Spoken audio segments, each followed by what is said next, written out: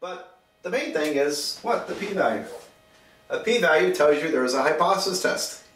And in this case, the difference between the two groups had to be significant. So, statistically significant because the p-value was less than 0.05. So that's kind of the bottom line on that chart. If you look at the upper right-hand chart, very similar. Duration of hospitalization in days versus proportion of patients. And we're comparing placebo and GM-CSF again. The graphs are very close together.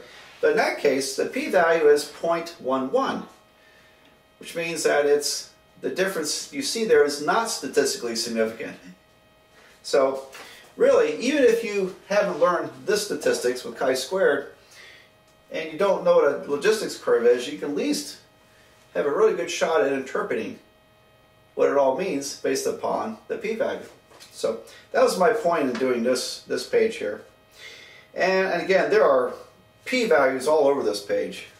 So if you read this, you can judge when something was statistically different between the placebo group, the control group, versus the experimental group, or when that whatever it is they were comparing was not statistically significant based upon p-value.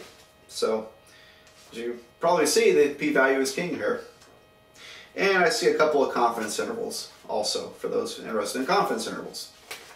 So it's just loaded with statistics. Alright, next page continues with the same article. And the top of the page has toxicity, table 2, has toxicity of induction therapy according to treatment assignment. Alright, so there are experimental group, GM-CSF versus placebo. There's a total column. The very last column are the p-values. So you look at those p-values, and the largest one is 1.00. And look at that one. If you look at the numbers for infection, grade 4 or 5 toxicity, infection, the GM-CSF group, 32 people out of 179 had an infection, apparently. And this was, we calculate the 18%. And then the placebo group, 33 people out of 182 got the infection.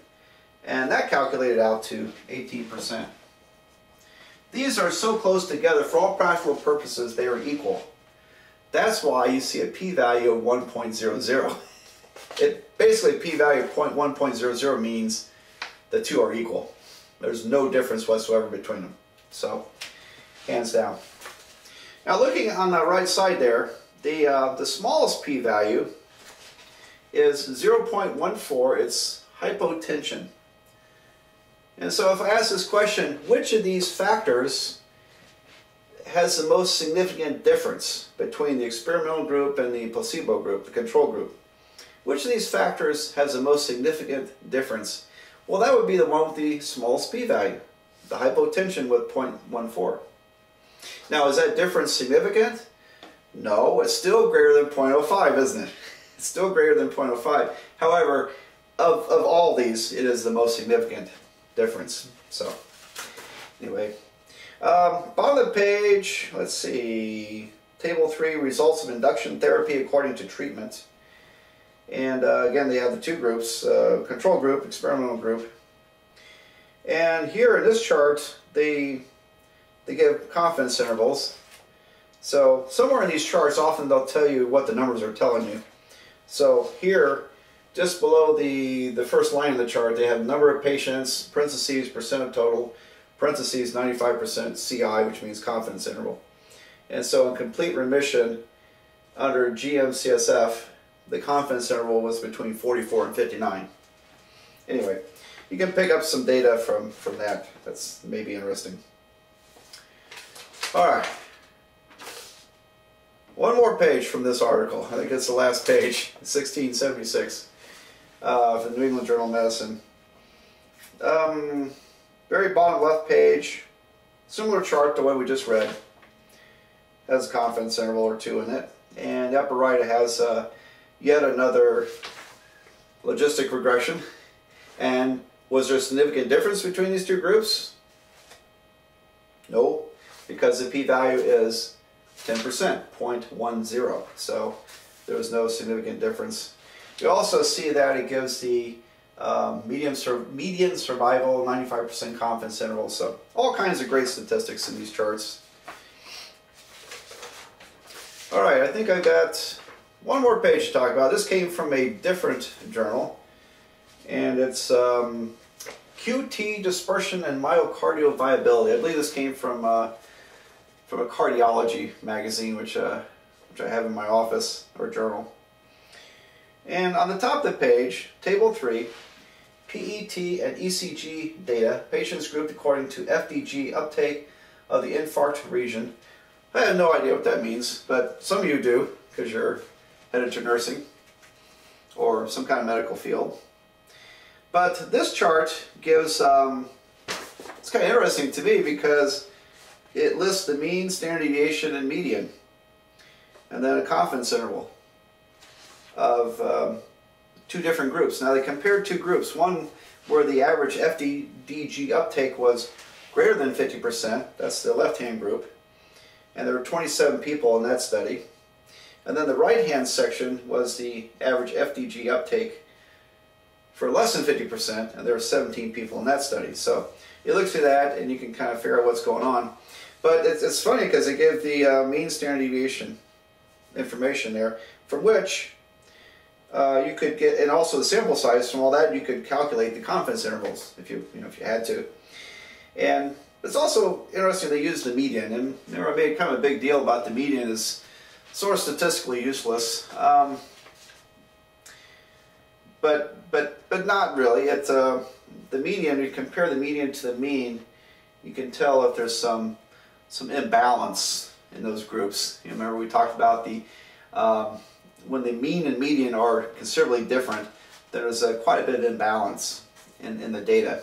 It's skewed to one side or the other. So I guess that's what you can tell from the median versus mean information. The very right-hand part of the column has the p-values. And which group has the least significant difference? Well, it have to be the largest p-value. The heart rate beats per minute. P-value was 0.96, which means they were basically equal. There's no difference between the two groups. All the other p-values are quite small. Around 0.0001 or 0.0002, and which means that those differences are statistically significant. So everything was statistically significant except for the comparison in the heart rate. So at the bottom of the page, they have some